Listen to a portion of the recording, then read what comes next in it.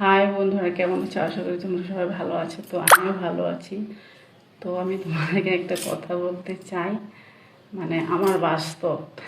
তো যদি ভালো লাগে লাইক কমেন্ট শেয়ার করে দিও, একটু পাশে থেকো, এই গরিব বোনটার পাশে থেকো একটু।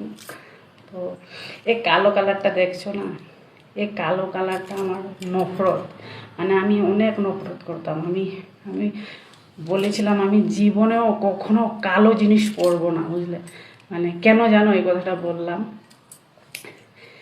আমি আগে অনেক কালো ছিলাম, মানে এত কুচকুচু কালোও ছিলাম না, মানে কালো ছিলাম, এত ফর্সা না এত কালোও না। তো এই কালোর জন্য মানে ছেলে মানে পছন্দ করে না আমাকে।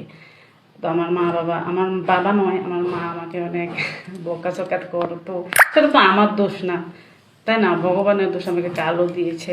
আগের দিনের কথা, মানে যখন দেখতে আসতো তখন পছন্দ হতো, কিন্তু বলতো মেয়ে তো কালো, তো তার জন্য মানে অনেক যৌতুক খুঁজতো, সোনা গয়না অত ভরি লাগবে, টাকা পয়সা লাগবে।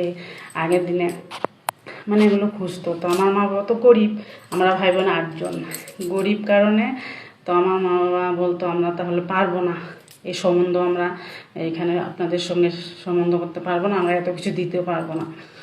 অনেক পার্টি আসতো, তো ঘুরিয়ে দিত, পারতো না টাকা পয়সার জন্য।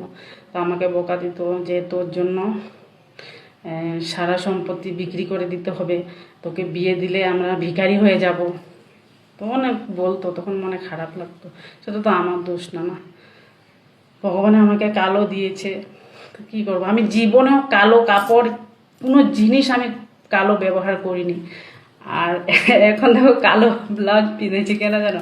মানে আমি অনলাইনে অর্ডার করেছিলাম 6টা ব্লাউজ, তো 6টার থেকে একটা কালো পড়েছে। তো এখন কি করব? এটাকে তো কাউকে দেওয়ার মতোও না, এই জায়গায় আমি যে জায়গায় থাকি কাকে দিব? কেউ সেরকম নাই দেওয়ার।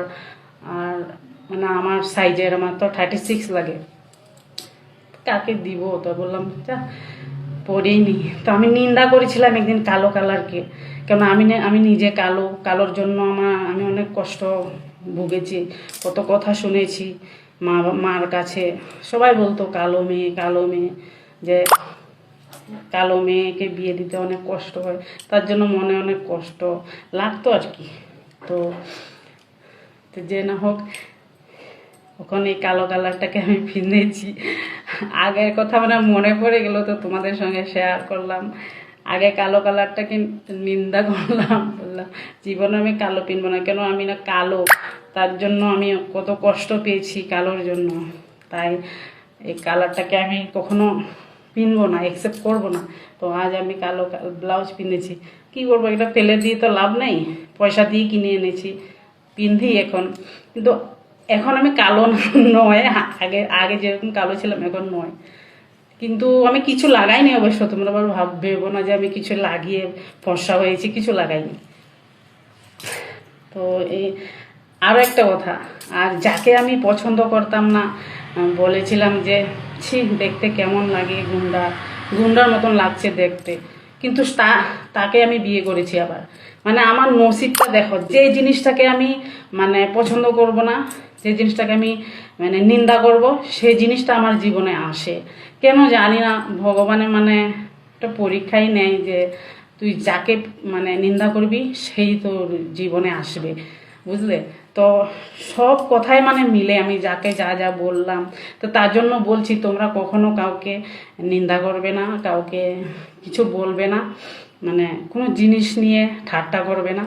আমি করেছি, তার জন্য আমি ভুগছি। যাকে পছন্দ করিনি তাকে আমি বিয়ে করেছি, বলেছিলাম এরকম মানুষকে বিয়ে করে, কিন্তু আমার জীবনে সে এসেছে।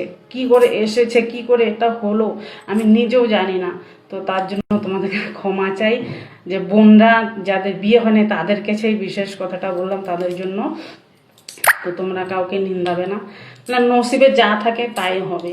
তো আমি এমনটা করেছি, তার জন্য আমার সাথে এমন হয়েছে। তো অনেককে অনেক কথা বলতাম, আমি আমি এটা করব না, কখনো জীবনেও করব না, মানে আমি হলে এই কাজটা করতাম না। হ্যাঁ, কিন্তু লাস্ট টাইমে যে এই কাজটা আমি নিজেই করে বসেছি, কিন্তু কেন এরকমটা হয় আমার সাথে আমি নিজেও জানি না। এটা এই জন্য বললাম যে কখনো তোমরা মানে কাউকে এরকম বলবে না, বড়াই করবে না। আমি করেছিলাম, তার জন্য আমি ভুগছি। ভগবান আছে, বুঝলে না? কাউকে কিছু বলার আগে একবার ভাবতে হয়, কিন্তু আমি তখন এতটুকু বুদ্ধি জ্ঞান ছিল না, ভাবিনি যে আমিও যদি এরকমটা করি তখন তো আমাকে মানুষে বলবে, বুঝলে? তো এটাই বলার ছিল। নমস্কার, ভালো লাগলে পাশে থেকো আমার।